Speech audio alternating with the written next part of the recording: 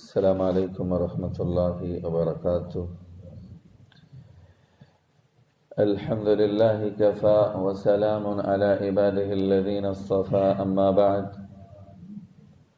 اعوذ باللہ من الشیطان الرجیم، بسم اللہ الرحمن الرحیم، الف لام میم، ذلک الکتاب لا ریب فیہ ھدی للمتقین۔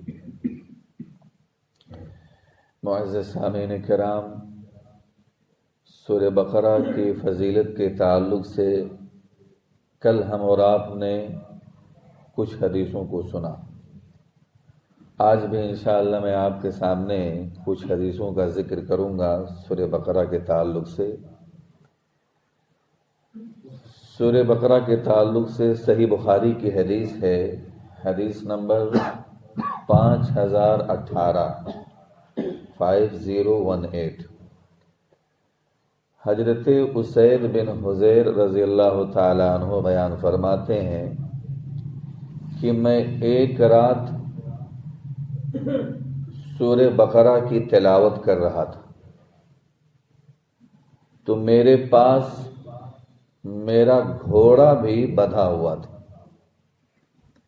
وہ کہتے ہیں جب میں نے سورہ بقرہ کی تلاوت کرنا شروع کیا، اچانک گھوڑا بدکنے لگا، کودنے لگا، اچھلنے لگا، تو میں نے قرات بند کر دی، یعنی سورہ بقرہ کو پڑھ رہا تھا، میں نے اسٹاپ کر دیا، تو میں نے دیکھا کہ میرا گھوڑا بھی پرسکون ہو گیا، خاموش ہو گیا، جو اچھل کود کر رہا تھا۔ پھر کہتے ہیں میں نے دوبارہ پڑھنا شروع کیا قرات، پھر گھوڑا کودنے لگا، پھر اچھلنے لگا، میں نے دوبارہ اپنے قرات کو بند کر دیا تو میرا گھوڑا بھی پرسکون ہو گیا، ٹھہر گیا۔ پھر تیسری مرتبہ میں نے پھر قرات جاری کیا، پڑھنا شروع کیا، پھر گھوڑا بدکنے لگا۔ وہ کہتے ہیں اسید بن حضیر رضی اللہ تعالیٰ عنہ کہ میرے جو گھوڑا جہاں بندھا ہوا تھا اس کے قریب میرا بیٹا یحییٰ بھی وہیں پہ تھا، تو مجھے اس بات کا اندیشہ ہوا، ڈر لگا کہیں گھوڑا میرے بچے، میرے بیٹے یحییٰ کو کچل نہ دے، تکلیف نہ پہنچائے، رود نہ دے۔ اسی لیے میں اپنے بیٹے کے پاس آیا اور اس کو اس سے دور کیا۔ دور کرنے کے بعد میں نے آسمان کی طرف نظر اٹھائی کہ پھر وجہ کیا ہے، یہ گھوڑا کیوں کود رہا، اچھل کود کیوں رہا۔ تو میں نے جب آسمان کی طرف نظر اٹھائی تو میں نے دیکھا کہ ایک آسمان کی طرف ایک چھتری نما چیز ہے جس کے اندر روشن چراغ چمک رہے ہیں۔ تو میں اس کو دیکھنے لگا، یہاں تک کہ وہ آسمان کی طرف جانے لگا اور وہ آسمان کی طرف چلا گیا، میرے نظروں سے اوجھل ہو گیا۔ میں جب صبح ہوا اللہ کے رسول صلی اللہ علیہ وسلم کی خدمت میں حاضر ہوا اور کہا کہ اللہ کے رسول یہ معاملہ میرے ساتھ پیش آیا، یعنی پورا واقعہ رات کا جو ہوا میں نے آپ صلی اللہ علیہ وسلم کے سامنے اس کا ذکر کیا۔ تو اللہ کے نبی نے مجھ سے کہا، اے ابن حضیر، تم اپنے قرات کو تمہیں جاری رکھنا چاہیے تھا۔ معلوم ہے یہ کون تھے، یعنی جو تم نے چھتری نما چیز دیکھی یہ کون تھے؟ اللہ کے نبی نے جب کہا کہ تمہیں اپنے قرات کو جاری رکھنا چاہیے تھا تو انہوں نے کہا، اللہ کے رسول مجھے اپنے بیٹے پر ترس آ گیا، کہیں میرے بیٹے کو گھوڑا نقصان نہ پہنچا دے، اسی لیے میں نے قرات کو روک کر کے اپنے بیٹے کو وہاں اس سے الگ کیا، دور کیا۔ آپ صلی اللہ علیہ وسلم نے بیان فرمایا، تلک الملائکۃ دنت لصوتک، وہ فرشتے تھے جو تمہاری آواز کے قریب آ گئے تھے، یعنی تم جو سورہ بقرہ کی تلاوت کر رہے تھے تو وہ فرشتے تھے جو تمہاری آواز کو سننے کے لیے قریب آ گئے تھے۔ اگر تم اپنے قرات کو جاری رکھتے صبح تک تو دوسرے لوگ بھی ان کو دیکھ لیتے صبح میں اور ان سے چھپ نہیں سکتے۔ میرے بھائیو، یہ صحیح بخاری کی حدیث، سورہ بقرہ کی تلاوت کر رہے تھے تو ان کی آواز کو سننے کے لیے فرشتے بھی قریب آ گئے تھے۔ تو ہم اور آپ کو بھی قرآن کریم کی تلاوت کرتے رہنا چاہیے، اور اپنے تلاوت میں خاص طور سے سورہ بقرہ کو بھی نہیں بھولنا چاہیے۔ سورہ بقرہ کی بہت ساری فضیلتیں ہیں۔ اسی تعلق سے ایک اور حدیث اسی سے ملتا جلتا ایک واقعہ ہے، حضرت ثابت بن قیس رضی اللہ تعالیٰ عنہ کا۔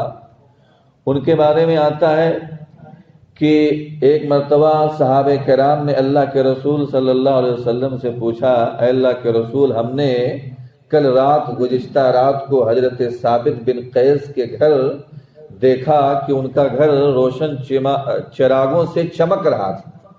تو اللہ کے نبی نے کہا شاید ثابت بن قیس نے رات کو سورہ بقرہ کی تلاوت کی ہو۔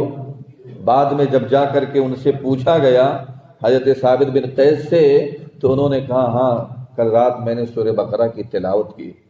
اس کی اسناد بہت عمدہ ہے، لیکن اس میں ابہام ہے اور مرسل ہے۔ میرے بھائیوں، تو یہ سورہ بقرہ کی فضیلت، اللہ کے رسول صلی اللہ علیہ وسلم نے ایک چھوٹا سا لشکر ایک جگہ روانہ کیا، تو اس کا امیر اس شخص کو بنایا جس نے کہا کہ مجھے سورہ بقرہ یاد ہے، حالانکہ وہ عمر میں چھوٹے تھے۔ انہوں نے کہا مجھے سورہ بقرہ یاد ہے، تو اللہ کے نبی نے بھلے ہی عمر میں چھوٹے تھے، امیر جو بنایا، اس لشکر کا امیر ان کو بنا دیا۔ تو ایک شریف شخص نے کہا کہ میں بھی اسے یاد کر لیتا، لیکن ڈرتا ہوں کہیں اس پر میں عمل نہ کر سکوں، اسی لیے میں اس کو یاد نہیں کرتا۔ اللہ کے نبی نے کہا تم قرآن کو سیکھو، قرآن کو پڑھو، کیونکہ جو قرآن کو پڑھتا ہے، سیکھتا ہے اور اس پر عمل بھی کرتا ہے، تو اللہ کے نبی نے اس کی مثال دی۔ اس کی مثال ایسے ہے جیسے مشک سے بھرا ہوا برتن ہو اور اس کی خوشبو چاروں طرف مہک رہی ہو۔ اور پھر آپ نے کہا اس کی مثال جو قرآن کو سیکھنے کے بعد میں سو جائے، یعنی تلاوت نہ کرے، اس کو نہ پڑھے، تو اس کی مثال ایسے ہے جیسے مشک سے بھرا ہوا کوئی برتن ہو، لیکن اس کو بند کر دیا گیا، اس کی خوشبو مہک نہیں رہی ہو، بند کر دیا گیا۔ تو میرے بھائیو، ہم اور آپ کو قرآن کریم کی تلاوت کرتے رہنا چاہیے، اور خاص طور سے سورہ بقرہ کی بھی بہت ساری فضیلتیں ہیں، اس کی بھی تلاوت کرتے رہنا چاہیے۔ حضرت یزید بن اسود رحمہ اللہ علیہ بیان فرماتے ہیں کہ جو آدمی دن میں سورہ بقرہ اور سورہ آل عمران پڑھ لیتا ہے، وہ پورا دن نفاق سے بری رہتا ہے، اور جو آدمی سورہ بقرہ اور سورہ آل عمران رات میں پڑھ لیتا ہے تو وہ پورا رات نفاق سے بری رہتا ہے۔ اور حضرت عمر بن خطاب رضی اللہ تعالیٰ عنہ بیان فرماتے ہیں کہ جو آدمی رات میں سورہ بقرہ اور سورہ آل عمران پڑھ لے تو اللہ تعالیٰ کے یہاں اس کا نام فرما برداروں میں لکھ دیا جاتا ہے۔ لہذا صحیح بخاری اور مسلم کی حدیث ہے کہ اللہ کے نبی جناب محمد رسول اللہ صلی اللہ علیہ وسلم نے سورہ بقرہ اور سورہ آل عمران کو ایک رکعت میں آپ نے پڑھا۔ کتنا؟ ایک رکعت میں آپ نے پڑھا۔ تقریباً 4.25 پارہ ہے میرے بھائیوں، ایک پارہ نہیں، 2 پارہ نہیں، 3 نہیں، 4.25 پارہ آپ نے ایک رکعت میں پڑھا ہے۔ ہم اور آپ اپنی نماز میں کتنی قرات کرتے ہیں؟ یہ فرض نماز نہیں، نفلی نماز کی بات ہو رہی ہے۔ آپ بھی میرے بھائیو تہجد پڑھیے، نفلی نماز پڑھیے، لمبی لمبی قرات کیجیے، یا اس کے علاوہ چلو نماز نہیں پڑھیے تو کم سے کم قرآن کی تلاوت کیجیے صبح شام۔ یزید بن اسود کہتے ہیں کہ ان دونوں سورتوں کی فضیلت کی وجہ سے میں ہر صبح میں بھی سورہ بقرہ اور سورہ آل عمران پڑھ لیا کرتا تھا، اور ہر رات کو بھی سورہ بقرہ اور سورہ آل عمران پڑھ لیا کرتا۔ 4.25 پارہ۔ آج ہم اور آپ 5 نمازوں میں 4.25 پارہ نہیں، 4 پیج بھی نہیں پڑھتے۔ اگر چاہیں تو کم سے کم ایک پیج ہر نماز کے بعد میں پڑھیں تو کم سے کم 5 پیج ہو جائے گا، اور 4 دن میں 1 پارہ ہم پڑھ سکتے ہیں۔ لیکن میرے بھائیو، ہم اور آپ تو قرآن پڑھتے ہی نہیں۔ قرآن صرف اپنے گھروں کا یا مسجدوں کی رونق بنا کر کے رکھیں۔ یہ قرآن پڑھنے کے لیے آیا ہے، اس پر عمل کرنے کے لیے آیا ہے، صرف سجانے کے لیے نہیں آیا ہے۔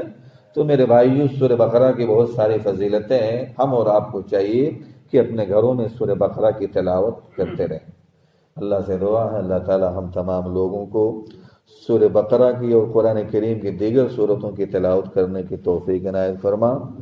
اللہ ہم سب لوگ گنہگار ہیں، ہم سب لوگوں کے گناہوں کو معاف فرما۔ اللہ ہم سب لوگوں کو جنت الفردوس کے اندر جگہ دے۔ اللہ ہم تمام لوگوں کو جہنم کے عذاب سے بچائے۔ آمین۔ وآخر دعوانا الحمدللہ رب العالمین۔ السلام علیکم ورحمۃ اللہ۔